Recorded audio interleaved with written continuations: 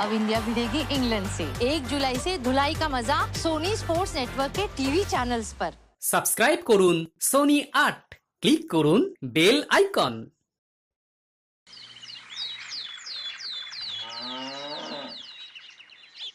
এই যে তোমাকে বাজার থেকে যা যা আনতে বলেছি সব মনে আছে তো? মনে থাকবে কি থাকবে না জানি না, তাই আমি কাগজে একটা ফর্দ বানিয়ে নিয়েছি। গোপাল দাদা, পুটির মায়ের দাঁতের যন্ত্রণাটা আরো বেড়েছে। কাল সারা রাত যন্ত্রণায় ছটফট করেছে। আমাদের বৈদ্যমশাই দাঁতের শল্য চিকিৎসা শিখতেই বাইরে গেছেন, আজকের মধ্যেই আশা করি চলে আসবেন। কিন্তু ও যে আর পারছে না। শোনো, তুমি একটা তুলোর মধ্যে লবঙ্গ তেল দিয়ে পুটির মায়ের যে দাঁতে ব্যথা হচ্ছে তার গোড়ায় রাখো। বৈদ্যমশাই এলে আমি তোমাদের বাড়িতে যেতে বলছি। আচ্ছা গোপাল দাদা। যাই, বাজার থেকে চটপট ঘুরে আসি, এরপর আবার রাজসভায় যেতে হবে।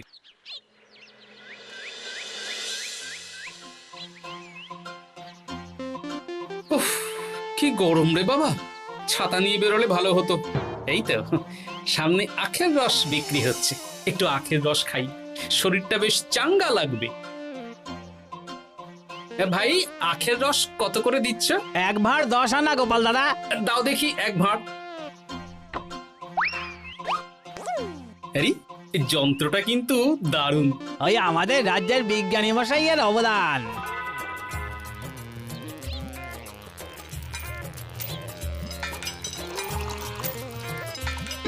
এই নাও গোপাল দাদা।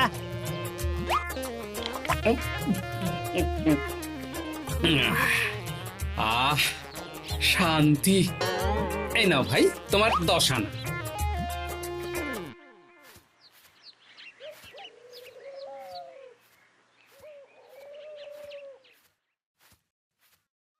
কি রাজবৈদ্য, এই ফিরছ নাকি? হ্যাঁ, এতদিন আমি দাঁতের চিকিৎসার ব্যাপারে তেমন কিছুই জানতাম না, এবার সব শিখে এসেছি। ভালোই করেছো, তুমি একেবারে প্রথম রোগীকে দেখে তারপর রাজসভায় এসো। প্রথম রোগী? পুটির মা গো, কালকে সারা রাত যন্ত্রণায় ঘুমোতে পারেনি। আরে আর বলো না, কদিন আগেই পুঁটির মাকে নিয়ে পুঁটির বাবা আমাদের বাড়িতে এসেছিল।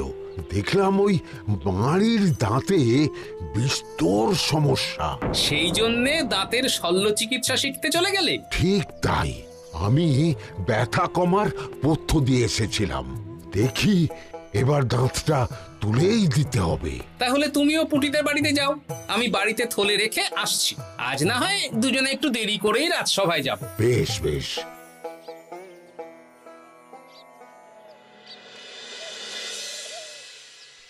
দেখুন মহারাজ, দেখুন আজকে রাজবৈদ্য আসেনি, আর ওদিকে গোপালও ডুব দিয়েছে। এই আনন্দে আমাদেরও ছুটি দিয়ে দিন মহারাজ। কি আনন্দে? এই গরমে বাড়ি বসে একটু আমপানার শরবত খাবো আর ঘুমাবো। রাজ্যের সেনাপতি যদি বিশ্রামের কথা বলি, তাহলে আমার আর কিছুই বলার নেই।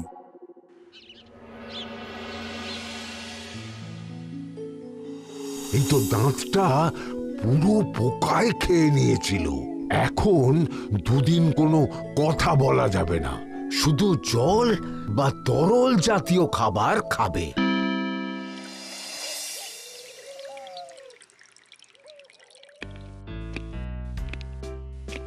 ওই তো গোপাল আর রাজবৈদ্য দুজনে একসাথে রাজসভায় ঢুকছে।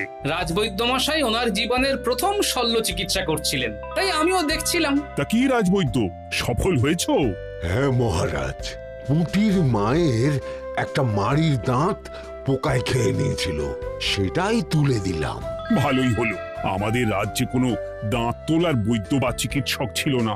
এখন তুমি সাধারণ রোগ ব্যাধি নিরাময়ের সাথে সাথে দাঁতের চিকিৎসাও করবে। কিন্তু মহারাজ, একটা যে সমস্যা আছে। আবার কি সমস্যা? আমি যে দাঁতের শল্য চিকিৎসা করি এটা তো আর রাজ্যবাসী জানে না, তাই কতজন আর আমার কাছে আসবে সে নিয়ে আমার সন্দেহ আছে।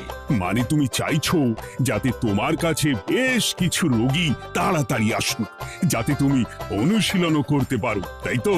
একদম ঠিক ধরেছেন মহারাজ।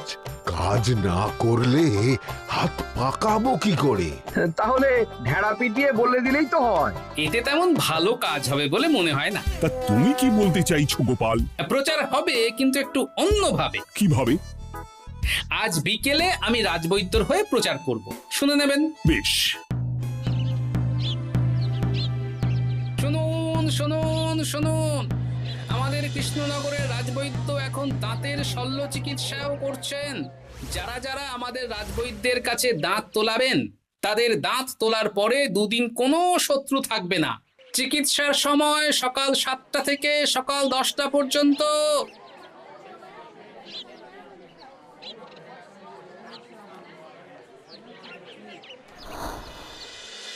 এসব তুমি কি উল্টো পাল্টা কথা বলছো গোপাল? উল্টো পাল্টা না, আপনি দেখুন না আপনার বাড়িতে লোকজন আসে কি না। আর কেউ যদি জিজ্ঞাসা করে যে এই রকম প্রচারের কারণটা কি, তাহলে বলবেন রাজসভায় আমার সাথে কথা বলতে আমি বুঝিয়ে দেব। বেশ।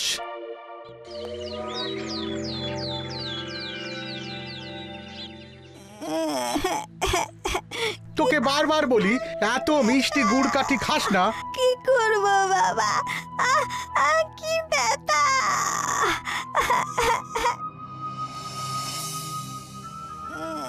বাড়ি আছেন নাকি বৈদ্যমশাই? হ্যাঁ, আছি আছি। এই আমার ছেলেটার না দাঁতে খুব ব্যথা দুদিন ধরে। দেখছি। তা আপনাকে তো এই রাজ্যে আগে দেখিনি। আমি পাশের রাজ্য থেকে আসছি। শুনলাম আপনার কাছে দাঁতের শল্য চিকিৎসা করালে আগামী দুদিন কোনো শত্রু থাকবে না। ঠিকই শুনেছেন। বেশ, তাহলে বলুন কেন থাকবে না? আগে চিকিৎসাটা করি, তারপর বলছি।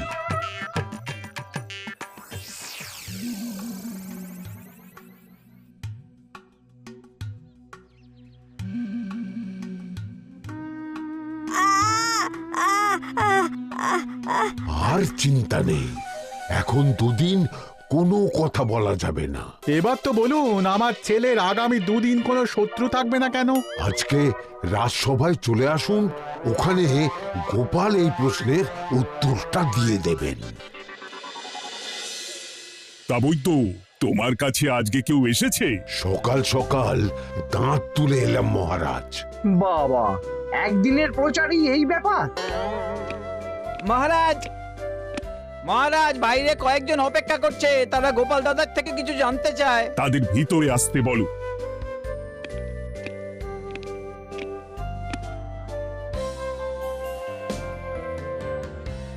আজ আমার ছেলে বৈদ্যমশাইয়ের কাছে একটা দাঁত তুলিয়েছে। আমি জানতে চাই প্রচার অনুযায়ী আমার ছেলের নাকি আগামী দুদিন কোনো শত্রু থাকবে না, সেটা কেন বলা হয়েছে? বলতে পারি, কিন্তু কথা দিতে হবে। এই কারণটা বাইরে আর কাউকে বলা যাবে না। বেশ, বলবো না। বাংলায় একটা প্রবাদ আছে, বোবার শত্রু নেই। মানুষ সাধারণত কথার বিনিময়ে মতবিরোধ, বিবাদ বা শত্রুতা করে। যে ব্যক্তি কথা বলতে পারে না, তাই তার সঙ্গে কথা বলে মতবিরোধ হওয়ার কোনো সুযোগই নেই। মানে যার যার দাঁত তোলা হবে তারা তো আগামী দুদিন কথা বলতে পারবে না। আর কথা না বললে কোনো বিবাদ হওয়ার ব্যাপার নেই। আর বিবাদ না হলে কারো সাথে শত্রুতাও হবে না। কি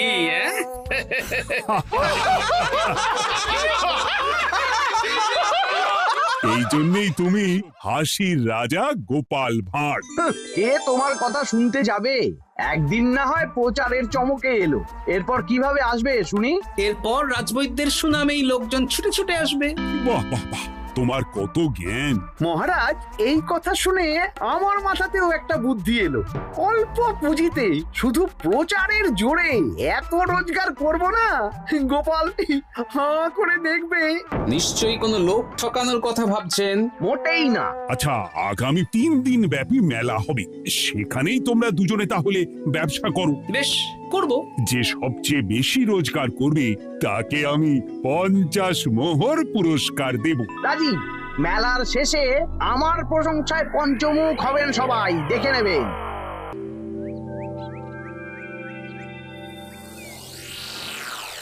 খুব তো বড় মুখ করে বলে এলেন যে ব্যবসা করবেন মেলার মাঠে। তা আপনি কি ব্যবসা করবেন শুনি? ভাগ্য পরীক্ষার দোকান দেব। মানে?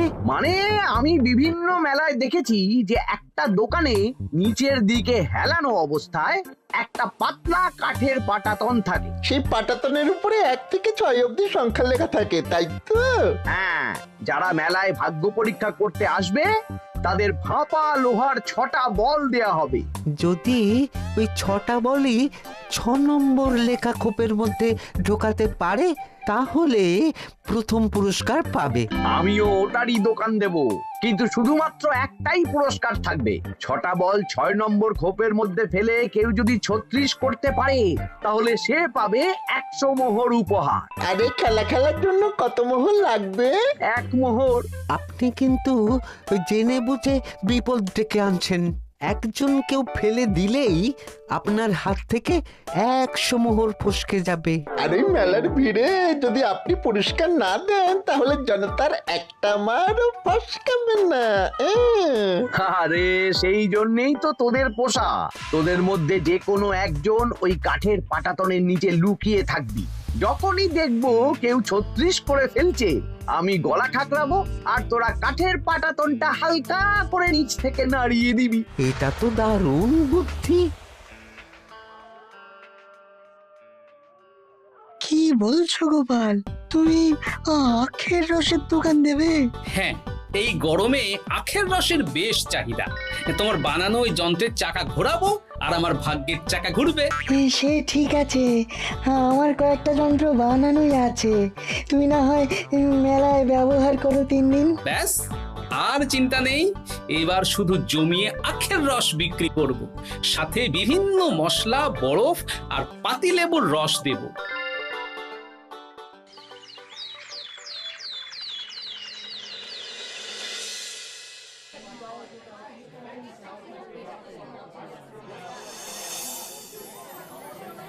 এই দোকানের পানীয় খেয়ে মন হবে বশ। গোপাল ভাঁড় নিয়ে এসেছে ঠান্ডা আখের রস। আরে গোপাল দাদা, তুমি আখের রস বিক্রি করছো? ঠান্ডা আখের রস। কত করে গো গোপাল দাদা? 1 ভাঁড় মাত্র 10 আনা। 6 ভাঁড় দাও। এক্ষুনি দিচ্ছি। আসুন আসুন আসুন, সবাই আসুন। আসুন আসুন আসুন, এদিকে আসুন, এদিকে আসুন, ভাগ্য পরীক্ষা করুন। 1 মোহরে 100 মোহর।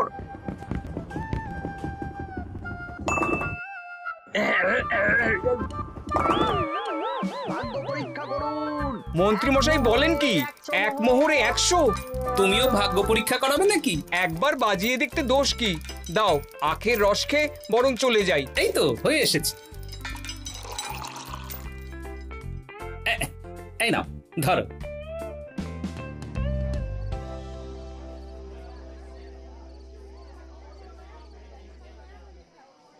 কি মন্ত্রী, ব্যবসা কেমন চলছে? ভালোই। আপনি একবার ভাগ্য পরীক্ষা করে দেখবেন নাকি মহারাজ? না না না, আমি এসবে নেই। জানি আপনার কাছে 100 মোহর নস্যি, তবুও 1 মোহরের বিনিময়ে চেষ্টা করে দেখুন না। আচ্ছা, এত করে বলছো যখন, দেখি। 1 মোহরে 6টা বল। বাবা বাবা বাবা, দেখুন মহারাজ চেষ্টা করে।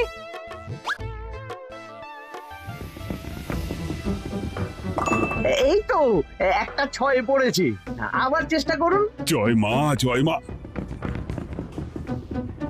আবার 6। সাবাস! দেখুন হয়ে যেতে পারে, আর তো মাত্র 4টে বাকি। দেখি তৃতীয়টা। আরে পাস, আবার 6। নিন, খেলুন।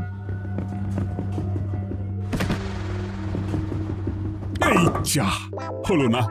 আরেকবার প্রথম থেকে চেষ্টা করবেন নাকি মহারাজ?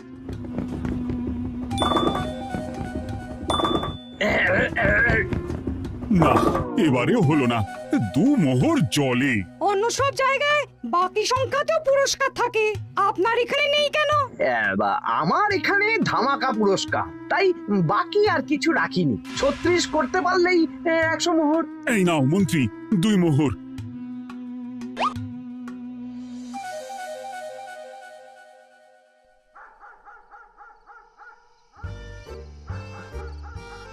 কি মন্ত্রী মশাই, আর তো মেলায় লোকজন নেই, বাড়ি যাবেন না? তুমি যাও না, আমি একটু পরে যাব। বেশ, আমি এগোলাম। গোপাল আর মন্ত্রী, তোমাদের কার কেমন রোজগার হয়েছে একদিনে? মহারাজ, কালকে আমার 7 মোহর 20 আনা রোজগার হয়েছে। আমার 70 মোহর, কিন্তু খরচ কিছুই হয়নি, কারণ কেউ 36 করতে পারেনি মহারাজ। আমি তো বলেছিলাম, আমি যখন ব্যবসা করব, গোপাল আমার ধারে কাছে দাঁড়াতে পারবে না। বেশ, এখনো তো আজ আর কাল 2 দিন মেলার বাকি আছে। 2 দিনেও আমার 2 কানা করিও খরচ হবে না, শুধুই রোজগার। গোপাল যতই প্রচার করুক আর যতই ভালো আখের রস বানাক না কেন, আমার ব্যবসাকে টপকাতে পারবে না। ঠিক আছে, আজকে আমি একবার ভাগ্য পরীক্ষা করে দেখবো। আমার দোকানে সুস্বাগতম। নাও সেনাপতি, চেষ্টা করে দেখো। দিন বল। আমিও সেনাপতির খেল দেখতে এলাম। প্রথম বল, এই যে গড়িয়ে গড়িয়ে গড়িয়ে 6 নম্বর। সাব্বাস সেনাপতি। আবার 6, তৃতীয়, চতুর্থ, পঞ্চম। আরেকটা ফেলতে হবে। নাও সেনাপতি। ষষ্ঠ বল। এই যা, হলো না। এটা কি হলো? আবার চেষ্টা করো তো সেনাপতি। হ্যাঁ, 3টে হয়ে গেছে, এবার 4 নম্বর। এই যা, 4 নম্বরে চলে গেল। দূর চাই। ব্যাপারটা কি? মন্ত্রী মশাই গলা খুসখুস করার পরের বলটাই পরপর 2 বার অন্য ঘরে পড়ল। নিশ্চয়ই কোনো রহস্য আছে। না, আজকে রাতে ব্যাপারটা দেখতে হবে। চলুন মন্ত্রী মশাই, পুরো মাঠ ফাঁকা, একা একা মশা মারবে নাকি? আমি পরে যাব, তুমি যাও তো। বেশ। ব্যাপারটা কি? আমাকে তো নজর রাখতে হচ্ছে। না, একটা গাছের পিছনে লুকিয়ে পড়ি, মন্ত্রী মশাই গেলে ওনার পিছু নেব। দেখুন মন্ত্রী মশাই, পরপর 2 দিন আমি পাটাতনের নিচে ছিলাম। আগামীকাল ঘরটাকে থাকতে বলুন। বেশ, তাই হবে। আর অত জোরে গলা খাঁকড়াবেন না, কেউ যদি সন্দেহ করে ব্যাপারটা বুঝতে চায়, মুশকিল হয়ে যাবে। আরে কেউ বুঝবে না, অনেক রাত হলো, চল চল চল চল চল। আচ্ছা, এই ব্যাপার। তাই ভাবি 2 দিন ধরে একটাও কেউ পারলো না কেন। কাল আমিও মজা দেখাবো।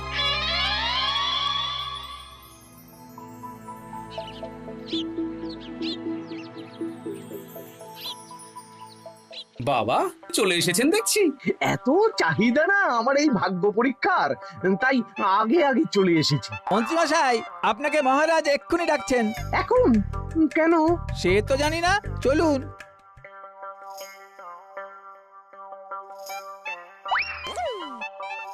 এই বেটা ঘটা, এবার বেরো। কি গোপাল দাদা, তুমি? হ্যাঁ আমি। খুব চালাক ভেবেছিস না? মন্ত্রী মশাইয়ের খেলা আজকে শেষ। প্রহরী, একে ধরে নিয়ে যাও।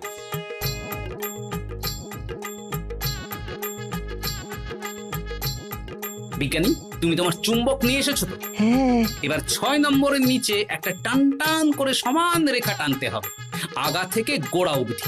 তুমি তো সব সকালে বুঝিয়েই দিয়েছো, দাঁড়াও দাগটা টেনে নি। একদম 6 নম্বর খোপ অবধি যাচ্ছে, সেই অনুযায়ী টান টান করে দাগ টানো। টানছি, তুমি বাইরে নজর রাখো। নজর রাখছি। কাজ হয়ে গেছে, তুমি একবার অনুশীলন করে দেখে নাও। হ্যাঁ দেখছি। শুরু করো। শুরু করছি। একদম পাক্কা আছে।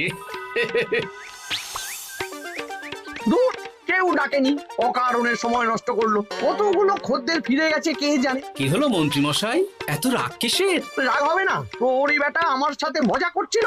বেশ, অনেকজন খদ্দের ফিরে গেল, আমার কত ক্ষতি হয়ে গেল। আমি খেলে আপনার ক্ষতিপূরণ দিতে পারি। কি তুমি খেলবে? হ্যাঁ, ভাগ্য পরীক্ষা করতে দোষ কোথায়? ওই তো বেশ কয়েকজন সভাসদেরা আসছেন, সবার সামনেই খেলবো। তাহলে শুরু করি। হ্যাঁ শুরু করো। এই বল যা, 6 নম্বরে যা। আরে বাস, গোপালের ফেলাপল তো গড়ালো না, সোজা 6 নম্বরে চলে গেল। এই দেখুন, আবার যাবে। বলকে আমি বলবো, বল কথা শুনবে। এই বল, যা তো 6 নম্বরে যা। আবার ছয়, আবার 6। আবার ছয়। কি এটা কি হচ্ছে? যা বল, এটাও 6 নম্বরে যা।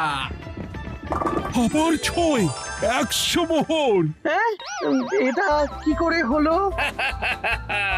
দিন মন্ত্রী মশাই, 100 মোহর দিন। ইয়ে না, মানে মন্ত্রী দাও বলছি। আমি আবার খেলবো। 6, আবার ছয়। আবার 100 মোহর। আর নেই। এই ঘটা, আরে কি করছিসটা কি? ঘটা নেই মন্ত্রীমশাই, আমি আছি। আর আছে আমার চুম্বক। মানে তোমার কারসাজি ধরা পড়ে গেছে মন্ত্রী। গোপাল আমাদের সব বলেছে। হ্যাঁ, আপনি যেমন ছলনা করে ভাগ্য পরীক্ষার ব্যবসা করছিলেন, তেমনি গোপালও ছলনা করে আপনার ব্যবসা উল্টে দিল। তাহলে শেষমেশ কে জিতলো? হাসির রাজা, জ্ঞানীর রাজা, রসিক রাজা গোপাল ভাঁড়। লোকের ভাগ্য পরীক্ষা করছিলাম আর আমারই দুর্ভাগ্য নেমে এলো। For more updates, subscribe to our channel, click the show links and enjoy watching the videos.